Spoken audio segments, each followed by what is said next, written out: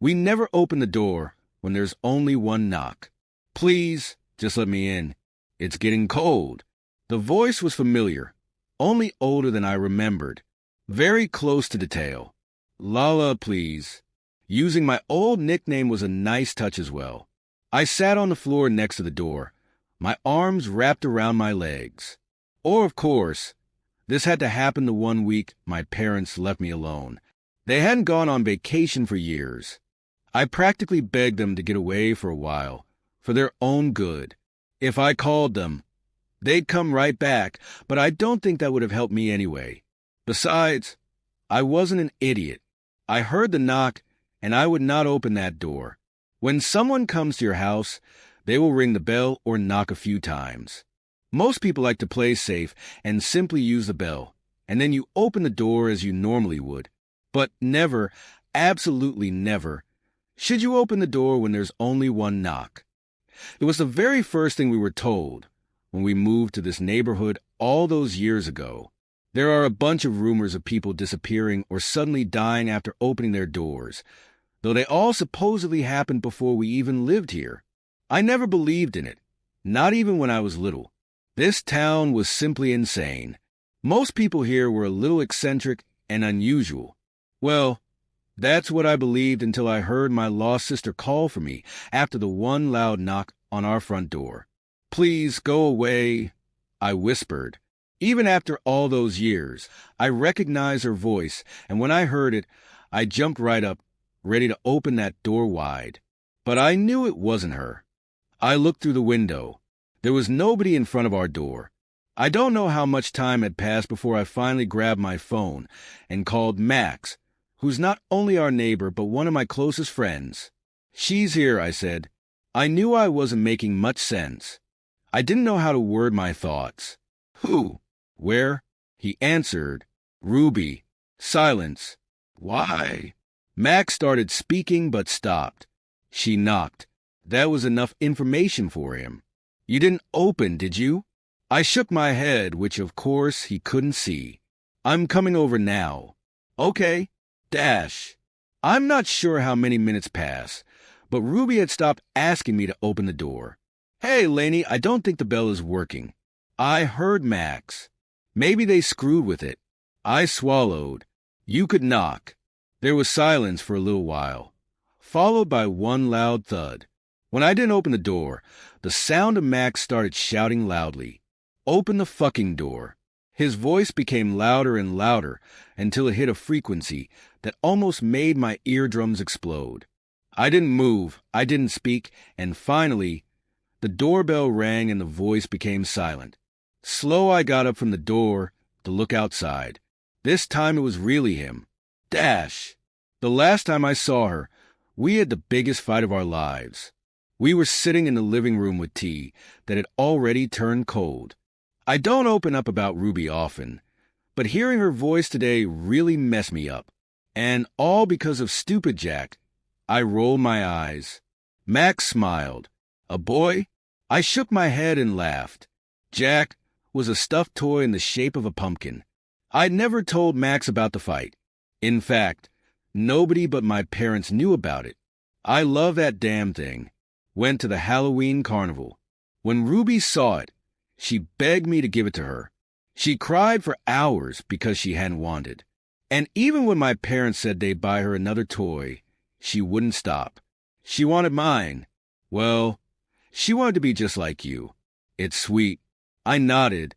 Ruby was a year younger than me, but she used to act as if we were twins. She wore my clothes, played the same sports, and always wanted to hang out with me, and when I think about it now, I think it was adorable. Of course, back then, I found it insufferable. I sighed. For days, I took Jack everywhere with me, even to the bathroom.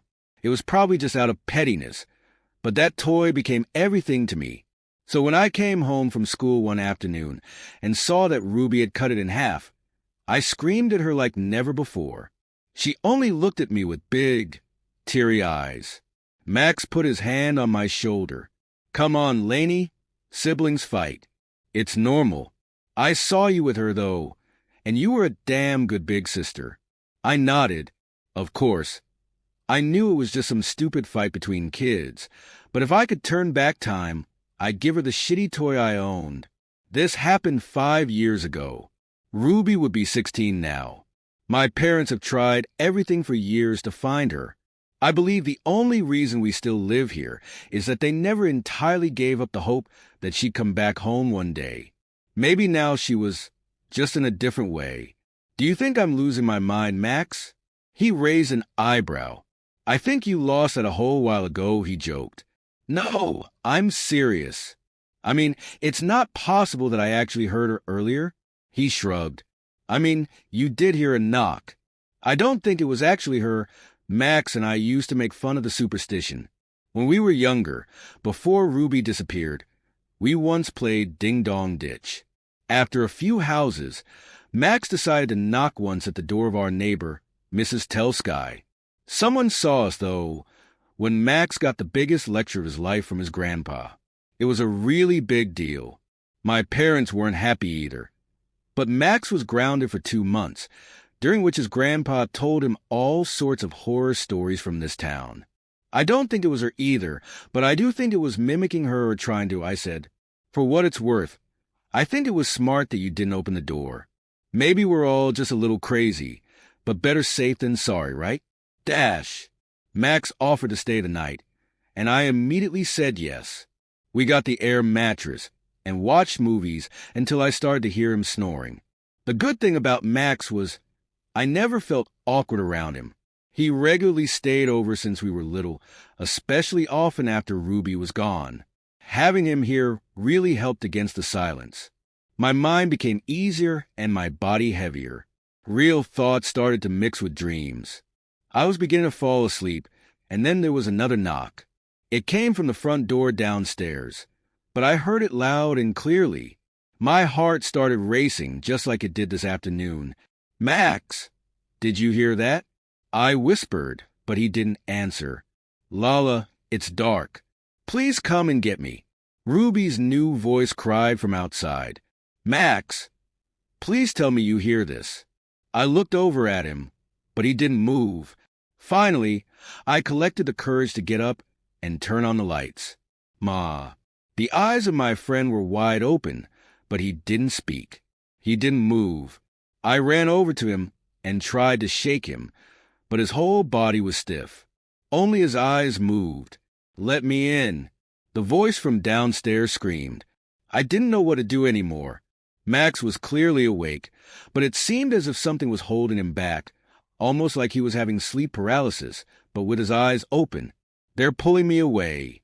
Lala, please help me. I don't know what happened then, but I immediately jumped up and ran downstairs. Some instinct kicked in. Maybe it was her. Maybe I could pull her back inside.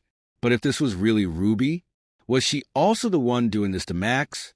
My hands touched the cold door handle, moving almost as if I was in a trance. I have Jack. They fixed him. Lala, we don't need to fight anymore. Those words pierced through my body and woke something up inside of me. I stepped away from the door and walked back upstairs, passing my room where Max was still lying still. But I didn't stop. I walked to the next room, Ruby's old bedroom. Everything there looked just the way it did when she was still here. My parents could never change it. Everything was still the same. And Jack was still placed on her bed, where I put it 5 years ago after I'd sewn it back together. They almost got